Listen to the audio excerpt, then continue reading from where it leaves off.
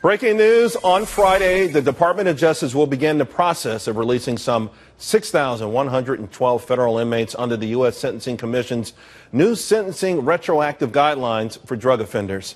As Fox News reported earlier this month, citing a law enforcement official, this will be the largest one-time release of federal inmates ever.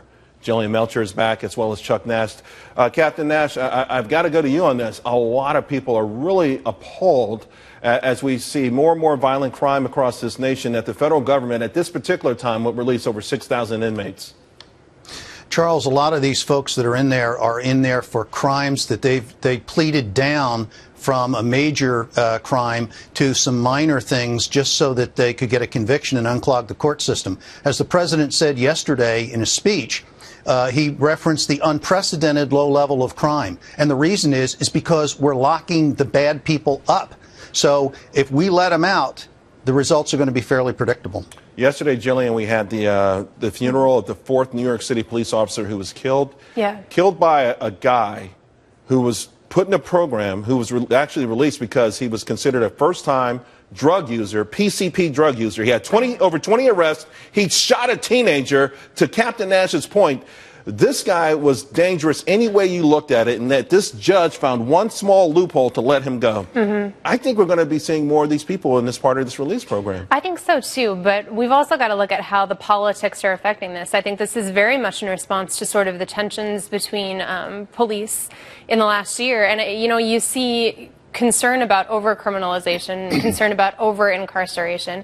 I think this is a political response, and I'm definitely concerned that there aren't, you know, good statistical basis in this. I'm not sure we're looking at recidivism rates. Here's the thing, Captain Nash. I hear politicians now, and I hear people who come from President Obama, by the way, I think is the first president, sitting president, ever visited a federal prison, who talk about maybe shorter sentences and things like this. It blows my mind because that doesn't get to the crux of the problem. It's like blaming a gun when someone murders someone with a gun and blaming a gun.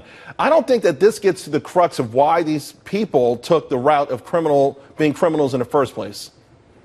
No, I agree with you. Criminals are criminals, and what they do is criminal activity. So it's not just a one-and-done kind of a thing. It's more of a lifestyle. So that's why when you lock these people up, the crime goes down to, as the president said, unprecedented low levels, because you're taking multiple offenders off the street every time you take a single individual that's living a life of crime and you put them away. You stop that series that would have gone forward. And yet, Jillian, to your point, all we ever hear about is how no other country in the world has as many people incarcerated as we are.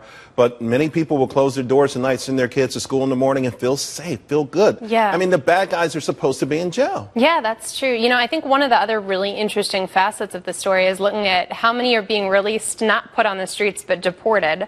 I think that's definitely an important aspect of prison reform right now, considering how we can send people back to face law enforcement in their own country. Yeah, although to that point, there's more. This is the beginning. This is the tip of the iceberg. If I was going to let them go, I'd probably let the American kids go before the foreigners, even if we are kicking them out the country. Final word to you, Captain Nash. Well, I just think that the results of this are going to unfortunately cost innocent Americans their lives and property, because we're letting people who are known offenders and took that step, they're coming back. They are. I hate to say this. I agree with you 1,000%. Folks, lock your doors tonight.